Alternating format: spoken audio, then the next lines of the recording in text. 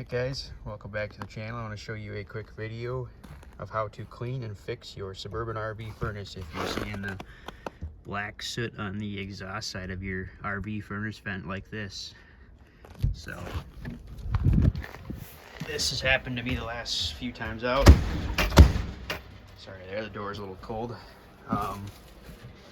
In my fish house, or Ice Castle fish house camper. So this could apply to any RV furnace as long as you got a Suburban, or probably even other brands as well.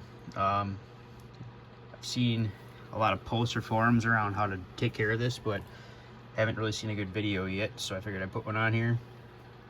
Being in my Ice Castle fish house here, it has a grate to get to your furnace, so I just take this protecting grate off here with the 2 screws on each side.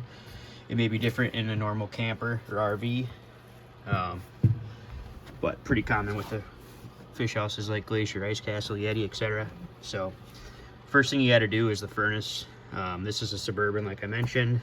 Probably could apply to other models as well, but you got to take off this plate cap, or this wall plate basically. So it's the cover to the actual furnace. This is a Suburban NT series. I know there's like other SF series. Component wise it should be the same process as well. But so what we want to do here is pop this cap off, which is again held on by a couple screws there. You can see one on each side here and there, and that'll give you access to the internal components of your furnace. So this just happens to be get a light on there for you, but it's the NT series. You can see the NT-30,000, so 30 SP.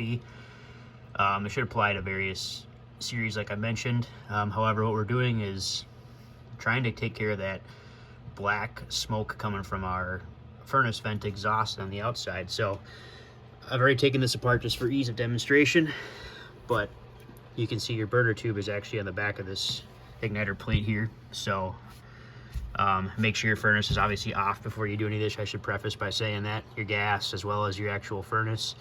You can even kill the power to your RV or fish house as well before doing this. But then just unplug your 12 volts, your switch wire there. And then this is your burner plate on the inside here, burner tube I should say, which is held on by just 4 small Phillips screws, 1 on each side here, or 2 on each side, excuse me, top, bottom, left, right. So once you unscrew those, this should pull right out. This is your burner tube here. You'll notice on the back side there's that inside diameter circle there. That's crucial for putting it back in. That you want to just make sure that's lined up. There's a little rod on the back side there, so one thing to keep in mind there. But I have already vacuumed this out with a shop vac. You can see I got a wire brush. But I thought I'd make a video here just in retrospect to show you where to clean. So this whole burner chamber in here, let's see if I get a good video in here.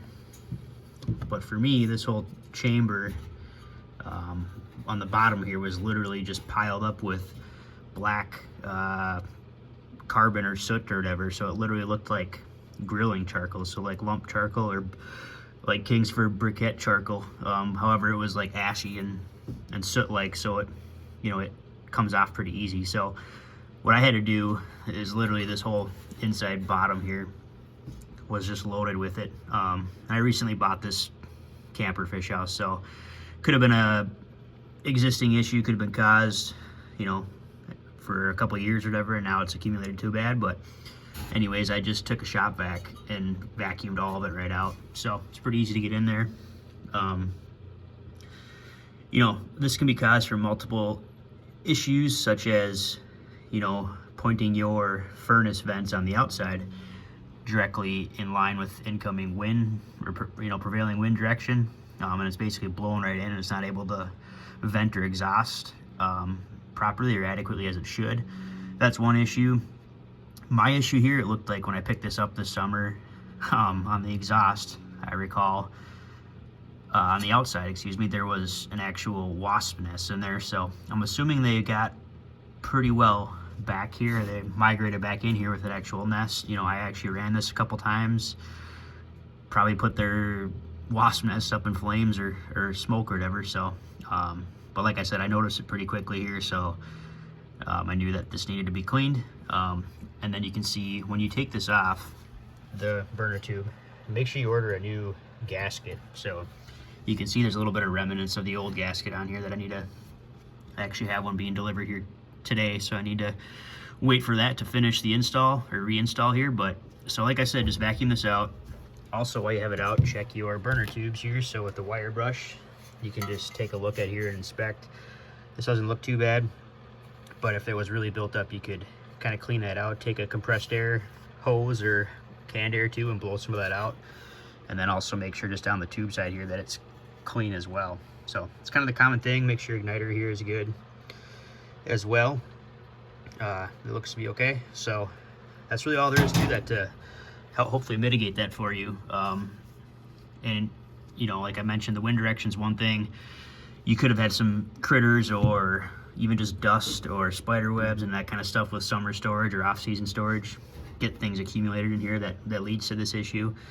Some other issues too is in the cold with like fish houses, for example, you have inadequate like burn efficiency. So could be your propane tank pressure is low from extreme cold. Your regulator may not be getting the optimal flow as well on the outside, being so cold that you may have an improper burn efficiency here. And it could be accumulating things as well.